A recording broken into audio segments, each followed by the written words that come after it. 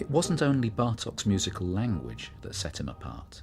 His life through the 20s and 30s became harder as the fascists rose to power in Hungary, and his political outspokenness got him into more and more trouble. In the end, all that remained was exile. In 1940, he left for America, never to return to his homeland. This is the text of a Hungarian folk song. I set out from my lovely home, my beautiful Hungary. I looked back halfway along the road, and my eyes filled with tears.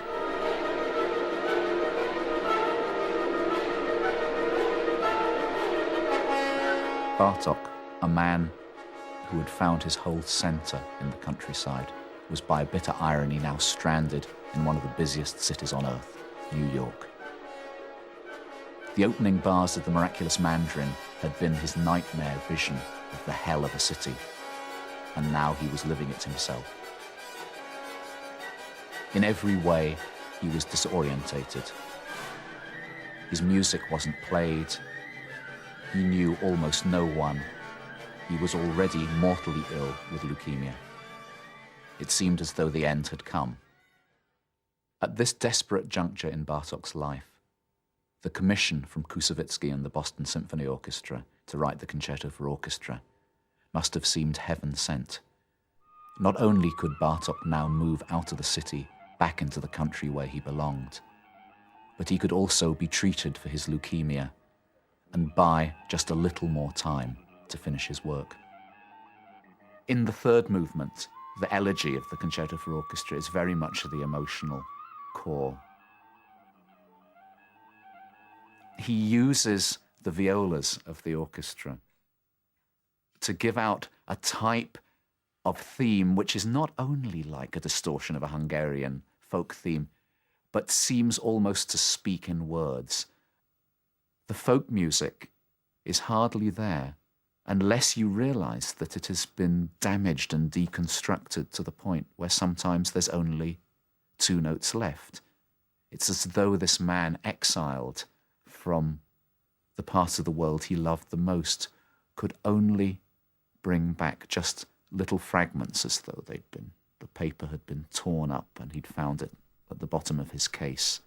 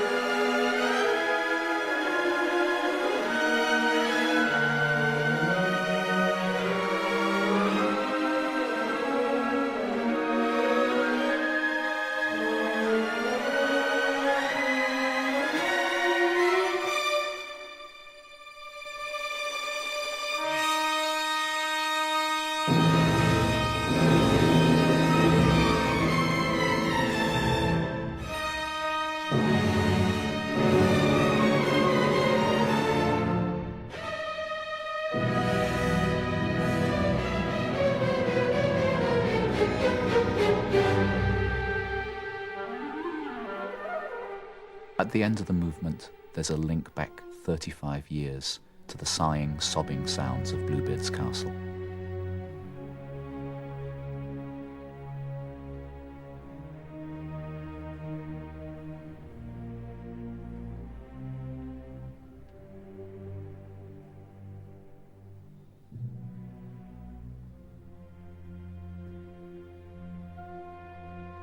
The violins quote the tears theme from Bluebeard, like a message from the composer back to himself.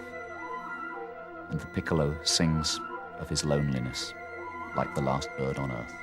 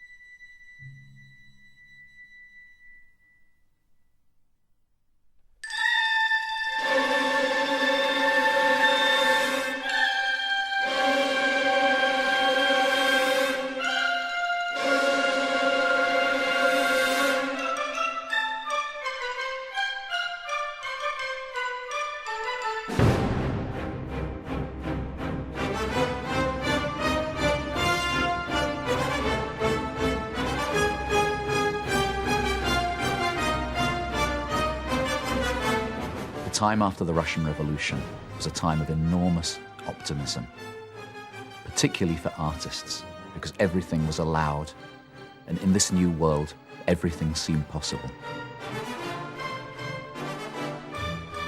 The young Shostakovich was truly an idealistic product of his time, but just at the point where he began to reach maturity, Russia changed, and suddenly all the artists were forced either to keep their heads down or to praise the new order. Art was no longer free.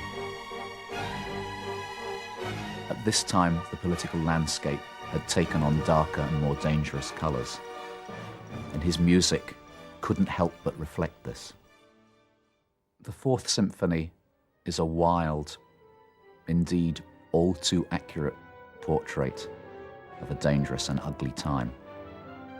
After a savage attack on Shostakovich in the state press in January 1936, he and his friends recognized that to perform it would have been dangerous, maybe even suicidal. The premiere was cancelled.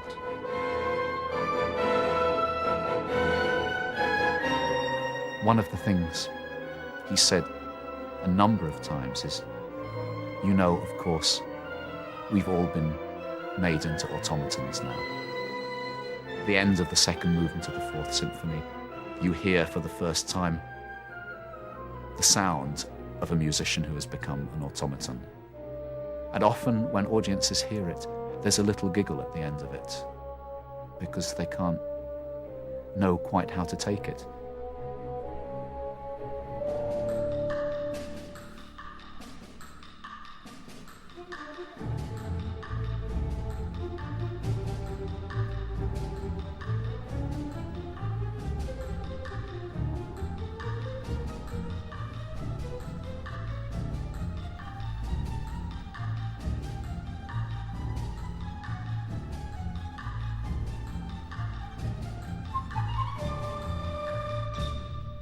He once said, "If the music smiles, don't you believe it?"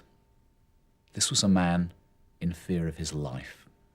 Being the kind of person he was, if his only language was music, then his only way out of this was to compose his way out of trouble.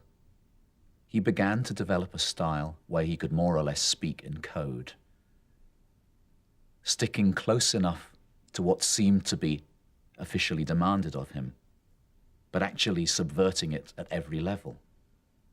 The Fifth Symphony, on the surface, seems to be Shostakovich doing exactly what was required of him. In fact, it was even labeled a Soviet artist's reply to just criticism.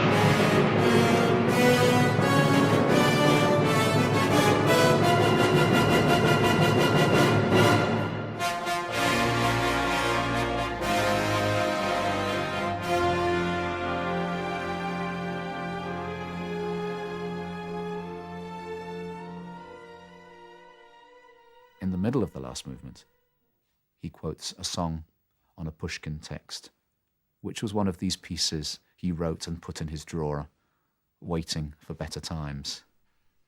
The gist of the poem is that whatever graffiti dictators may daub over the works of artists, in time it will fall away and reveal what was there originally. And in a way, that's all that Shostakovich could hope for.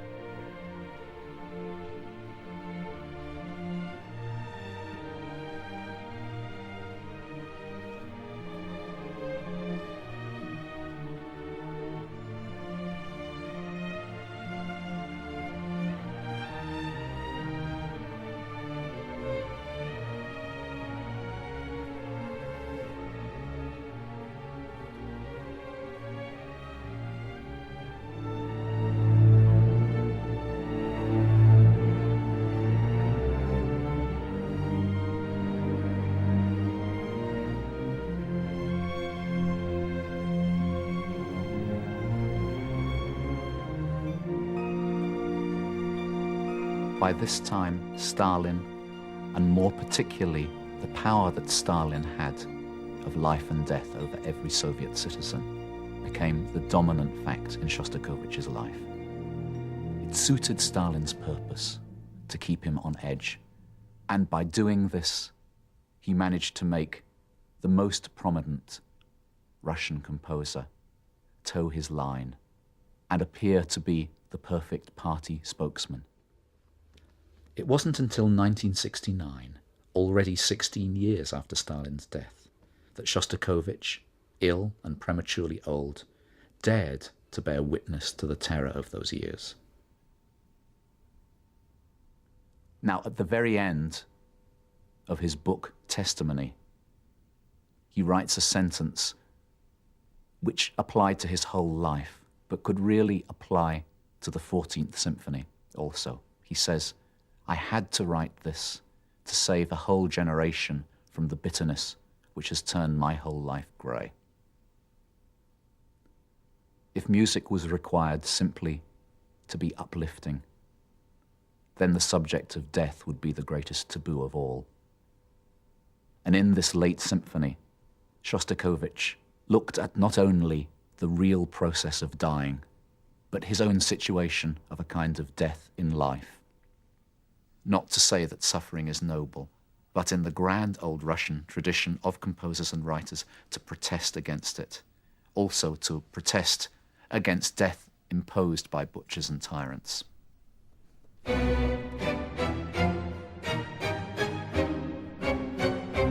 престо не пора